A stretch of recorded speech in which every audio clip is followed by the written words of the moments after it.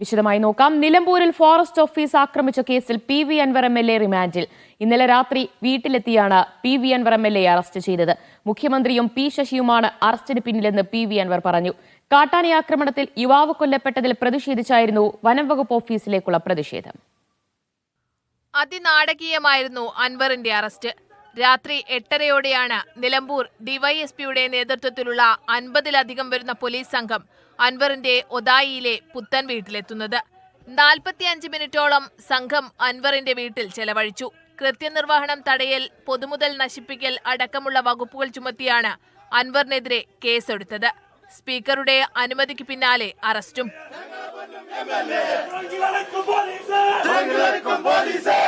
ഭരണകൂട ഭീകരതയെന്ന് PV അൻവറിന്റെ ആദ്യ പ്രതികരണം.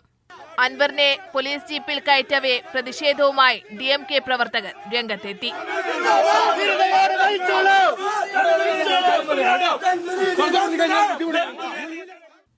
പത്തേകാലോടെ വൈദ്യപരിശോധനയ്ക്കായി നിലമ്പൂർ ജില്ലാ ആശുപത്രിയിലേക്ക്. ആശുപത്രിക്ക് പുറത്ത് തടിച്ചുകൂടി DMK പ്രവർത്തകർ.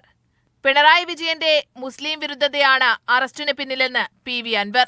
പിണറായി വിജയൻ നടത്തിക്കൊണ്ടിരിക്കുന്ന മുസ്ലിം വിരുദ്ധതയുടെ ഏറ്റവും അവസാനത്തെ തെളിവാണ് എന്റെ അറസ്റ്റ്. അത് മനസ്സിലാക്കിയാൽ മതി. RSS എന്താണോ ആഗ്രഹിക്കുന്നത് അത് നടത്തിക്കൊടുക്കുക. 11 മണിയോടെ മജിസ്ട്രേറ്റിന്റെ വസതിയിലെത്തിച്ചു.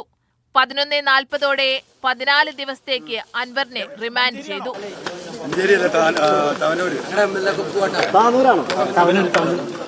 12:45ഓടെ അൻവറിന്റെ ഫേസ്ബുക്ക് പേജിൽ പുതിയ പോസ്റ്റ് എത്തി. ജയിലിന് പുറത്തിറങ്ങിയ ശേഷം ജനകീയ പ്രക്ഷോഭം തുടരുമെന്ന് പ്രതികരണം. 1:50ഓടെ കുറ്റിപ്പുറത്തെ പ്രാഥമികാരോഗ്യ കേന്ദ്രത്തിലെത്തിച്ച് വീണ്ടും വൈദ്യപരിശോധന. മാധ്യമങ്ങൾ പ്രതികരണം തേടിയെങ്കിലും പോലീസ് വലയത്തിൽ ഒന്നും പറയാതെ അൻവർ. ശേഷം 2:15 അൻവറിനെ തവനൂരിലെ ജയിലിലെത്തിച്ചു. Media 1 Malappuram. Nilambur forest office തകർത്ത കേസിൽ റിമാൻഡിലായ PV അൻവർ MLA ഇന്ന് ജാമ്യാപേക്ഷ നൽകും. 14 ദിവസത്തേക്ക് റിമാൻഡ് ചെയ്ത അൻവറിനെ രാത്രി 2:15ഓടെയാണ് ജയിലിലേക്ക് മാറ്റിയത്. കൃത്യനിർവഹണം തടയൽ, പൊതുമുതൽ നശിപ്പിക്കൽ അടക്കമുള്ള വകുപ്പുകൾ ചുമത്തിയാണ് അൻവറിനെ അറസ്റ്റ് ചെയ്തത്. കേസിൽ PV അൻവർ 1-ാം പ്രതിയാണ്. അൻവർ ഉൾപ്പെടെ 11 പ്രതികളാണുള്ളത്. അൻവറിനോടൊപ്പം അറസ്റ്റിലായ മറ്റ് 4 പ്രതികളെയും ഇന്നലെ റിമാൻഡ് ചെയ്തു.